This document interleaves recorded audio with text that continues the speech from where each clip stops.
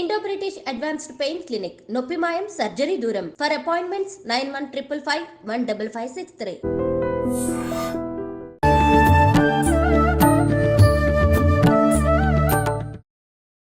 నమస్కారం, welcome to I dream. ధర్మ మార్గం విత్ విజిత కార్యక్రమానికి స్వాగతం. ప్రస్తుతం మనతో పాటు ఉన్నారు ప్రముఖ ఆధ్యాత్మికవేత్త సుభాష్ శర్మ గారు. ఇప్పుడు వారితో మాట్లాడి మనకున్న సందేహాలన్నింటినీ కూడా నివృత్తి చేసుకునే ప్రయత్నం చేద్దాం. నమస్కారం గురుగారు. శ్రీమాత్రే నమః.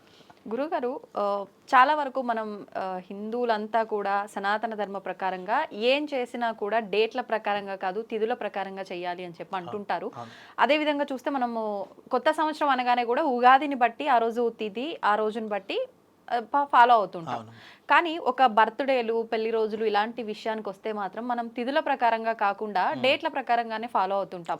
నిజంగా అది లెక్కలోకి వస్తుందంటారా? అది కరెక్టే అంటారా మనం పాటించే విధానం? తప్పకుండా తెలియజేస్తున్నాము. ముందుగా ప్రేక్షకులందరికీ శ్రీమాత్రే నమః, శ్రీ గురుభ్యో నమః. నమో దేవ్యై మహాదేవ్యై శివాయై సతతం నమః. నమ ప్రకృత్యై భద్రాయై నియతాం ప్రణతాస్మిత. నిజంగా అంటే తెలుగు వారి సంవత్సరాది క్యాలెండర్ వేరే, మనకు ఇంగ్లీష్ క్యాలెండర్ వేరే. మనకు తెలుగు వాళ్ళ క్యాలెండర్ అంటే పంచాంగము అనేటటువంటిది వస్తుంది, కానీ పంచాంగం అందరూ చూడలేరు.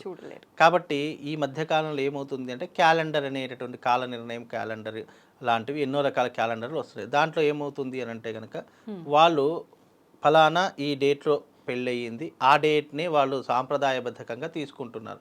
కానీ శాస్త్రం ఏం చెప్పింది అంటే తిథి, వార, నక్షత్ర, ముహూర్త, యోగకరణాలు మాత్రమే తెలియజేసింది తప్ప తేదీ అనేటటువంటిది ఎక్కడ కూడా మెన్షన్ చేయలేదు. ఎందుకు? మనకు డేట్లు మారుతుండొచ్చు, కానీ తిథులు ఎప్పటికీ కూడా మారవు. ఎందుకు మారవు అని అంటే కనుక ఈ అంటే ఇప్పుడున్నటువంటి కాలమానం ప్రకారము డేట్ల ప్రకారమే చాలామంది ఎందుకు చేసుకుంటారంటే అది పర్టికులర్ ఒక బండ గుర్తు. అంటే ఈ డేట్ ఫలానా ఈ నెలలో 30 రోజులు మాత్రమే ఉంటాయి కాబట్టి ఈ 30 రోజుల్లో ఈ నెలలో మనం పెళ్లి చేసుకున్నాం కాబట్టి ఇదే నెలలో మనము ఈ డేట్ రోజున మనకు పెళ్లి రోజు అని చెప్తున్నారు. కానీ అక్కడ తిథిని ఎవరు చూడలేదు. తిథి అంటే కూడా చాలామందికి తెలియదు. బికాజ్ ఏంటంటే దాని యొక్క ప్రామాణికము ఆధారం అనేది ఎవరు చెప్పడం లేదు, చెప్పినా కూడా ఎవరికి అర్థం కావట్లేదు. బికాజ్ ఏంటంటే ఈ పంచాంగం అనేది సంస్కృత ఆధారంగా ఉంటుంది కాబట్టి చాలా మట్టుకు కొంతమందికి అర్థం కాదు. కాబట్టి శాస్త్ర ప్రకారం చెప్పాలి, సనాతన ధర్మ ప్రకారం చెప్పాలంటే పెళ్లి రోజు కానివ్వండి, పుట్టినరోజు కానివ్వండి, ఇంకా ఏదైనా వేడుకలు, ఏదైనా మనము ఇంపార్టెంట్ డేట్స్ ఏమైనా ఉన్నాయి అని అనుకుంటే కనుక తిథిల ప్రకారమే చేసుకోవాలని శాస్త్రము. అలాగే మరణ సంబంధమైనటువంటి కొన్ని విషయాలు ఉంటాయి. చాలామంది డేట్లే ప్రధానంగా తీసుకుంటారు, కానీ నిజంగా డేట్లు తీసుకోకూడదు. తిథినే ప్రధానంగా తీసుకొని ఫలానా ఏ తిథి రోజున మరణం సంభవించింది, లేదా ఫలానా ఏ తిథి రోజున మనకు వివాహం జరిగింది, ఫలానా ఏ తిథి రోజున ఒక పుత్రుడు కానీ పుత్రిక కానీ జన్మించారు, శిశువు జన్మించారు అనేటటువంటిది చూసుకుంటే ఆ తిథుల ప్రకారమే మనకు వర్తిస్తుంది తప్ప డేట్ల ప్రకారం చేసుకుంటే అది వర్తించదు. అది చేసుకున్నా కూడా ప్రయోజనమేమీ లేదు. అలాగే కొన్ని తిథులకు ఎలాంటి నిర్ణయాలు ఇచ్చారు అంటే, నీ పుట్టినరోజు తిథి ఉంది అనుకోండి, పుట్టినరోజున ఏం చెయ్యాలి అంటే ఆయుష్య హోమం అనేటటువంటిది తప్పకుండా పుట్టినరోజు నాడు చేయాలి. నువ్వు ఏం చేసినా చేయకపోయినా నీ పుట్టినరోజు ఒక తిథి వచ్చింది అంటే ఆ రోజున ఆయుష్య హోమం చేసుకోవాలి. ఎందుకు? ప్రతి ఏడాది చేసుకోవాలి. ఏడాది ఎందుకంటే నువ్వు పుట్టినప్పటి నుండి నీ యొక్క జీవిత ఆయుష్ కాలంలో ఒక ఏడాది గడిచిపోయింది అంటే దాన్ని మళ్ళీ నువ్వు జనరేట్ చేసుకోవాలి అని అనుకుంటే కనుక నువ్వు ఆయుష్ హోమం చేసుకోవడం వల్ల నీ ఆయుష్ ఇంకా జనరేట్ అవుతుంది, అంటే పెరిగేటటువంటి అవకాశాలు ఉంటాయి. కాబట్టి నీ పుట్టినరోజు నాడు ఆయుష్ హోమం చేసుకోవాలని ధర్మశాస్త్రం తెలియజేసింది. అలాగే వివాహం అంటే పెళ్లి రోజు, మ్యారేజ్ డే, యానివర్సరీ వస్తుంది. అలాంటి రోజు వచ్చినప్పుడు తప్పకుండా దేవాలయానికి వెళ్ళి శివారాధన చేసుకొని శివుడికి ఆ తిథి, మీ వివాహ తిథి రోజున తప్పకుండా అభిషేకం చేయాలి. అలా చేయకపోతే నీ జీవితంలో సౌభాగ్యం అనేటటువంటిది తరిగిపోయేటటువంటి అవకాశం ఉంటుంది. ఎందుకు? బికాజ్ మనం పెళ్లి చేసేటటువంటి సమయంలో మనం ముహూర్తం, ఒక తిథి, వార, నక్షత్ర ముహూర్తాలు నిర్ణయిస్తాం. ఆ తిథి, వార, నక్షత్ర ముహూర్తాల్లో ఏదైతే మనము జీలకర్ర బెల్స్ ముహూర్తం ఉంటుందో లేదా మంగళసూత్ర ధారణ ఉంటుందో ఆ సమయానికి ముక్కోటి దేవతలు వచ్చి నీకు సౌభాగ్యాన్ని ప్రసాదించేటటువంటి కారణాన్ని పెట్టుకుంటారు. కాబట్టి నీ వివాహ తిథి రోజున జరిగినటువంటి గొప్పనైనటువంటి సందర్భం ఏంటి? సౌభాగ్యము. నువ్వు కలకాలం సౌభాగ్యవతిగా మంచిగా ఉండాలి, ఆయురారోగ్యాదులు ఐశ్వర్యాదులతో ఉండాలి అన్నప్పుడు నీ వివాహ తిథి రోజున నువ్వేం చేయాలి, శివారాధన చేసుకోవాలి. తప్పకుండా ఆ రోజున ఏకాదశ రుద్రాభిషేకం చేసుకోవాలి అని శాస్త్రం. ఇవన్నీ మనం చెప్పినటువంటి మాటలు కాదు.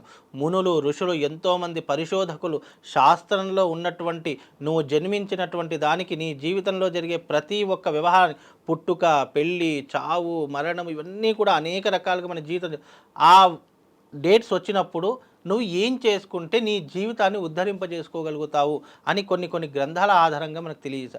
ఆ రోజున తప్పకుండా ఇవి చేయాలి అని శాస్త్రం చెప్పింది.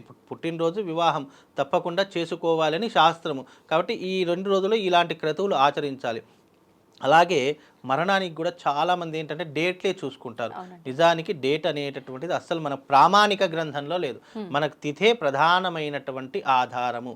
తిథి, వార, నక్షత్ర, ముహూర్త, యోగకరణాలు మాత్రమే మన యొక్క తెలుగువారి సంవత్సరాలు తప్ప తేదీ అనేటటువంటిది లేదు. కాకపోతే మనకు గుర్తుండడానికి ఏంటి అంటే ఈ క్యాలెండర్ అనేటటువంటిది రావడం జరిగింది. దీన్నే ప్రతి ఒక్కరు ఆధారంగా చేసుకుంటున్నారు. కానీ మనకు పంచాంగ ఆధారం ప్రతి ఒక్కరు చూడలేరు కాబట్టి వాళ్ళు ఏంటంటే డేట్లను క్యాలిక్యులేషన్ చేసుకుంటున్నారు. ఒక నెలలో మనకు ఉదాహరణకు 11వ తారీఖు రోజు వివాహం జరిగింది.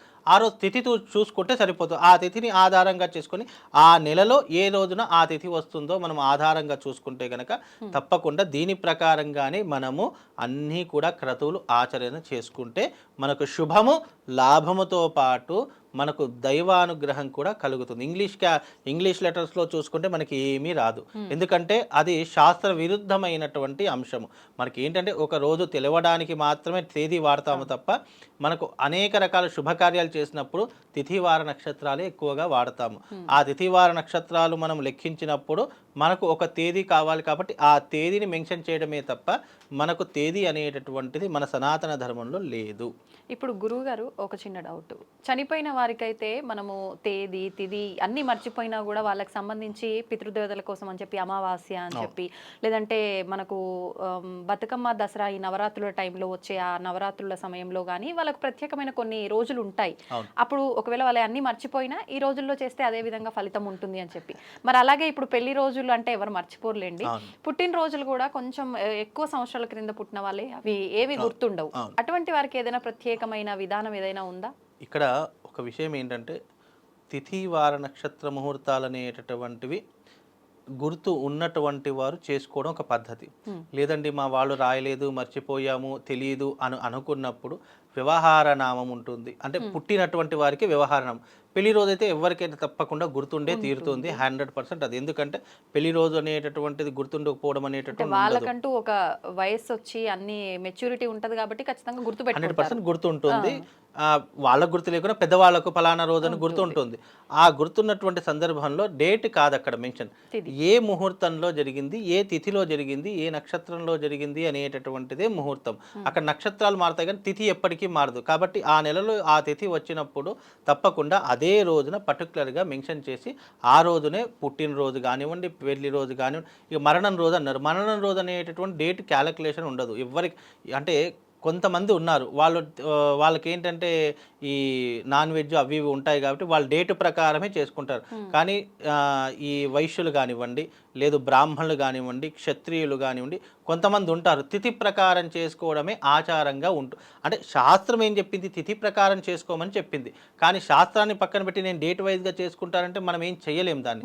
కానీ శాస్త్రం మనకు ధర్మం ఏం చెప్పిందంటే తిథి ప్రకారమే మనకు అన్ని శుభకార్యాలు కానీ అశుభకార్యాలు కానీ ఏదైనా తిథి ప్రకారమే ప్రామాణిక గ్రంథంలో ఉంటుంది. కానీ దాని ఆధారంగానే బేస్ చేసుకొని మనం అన్ని కార్యక్రమాలు చేసుకోవడము సబబు. అదే ప్రామాణికము, అదే మనకు సనాతన ధర్మం అందించినటువంటి గొప్పనైనటువంటి సాంప్రదాయం అని అర్థం చేసుకోవాలి.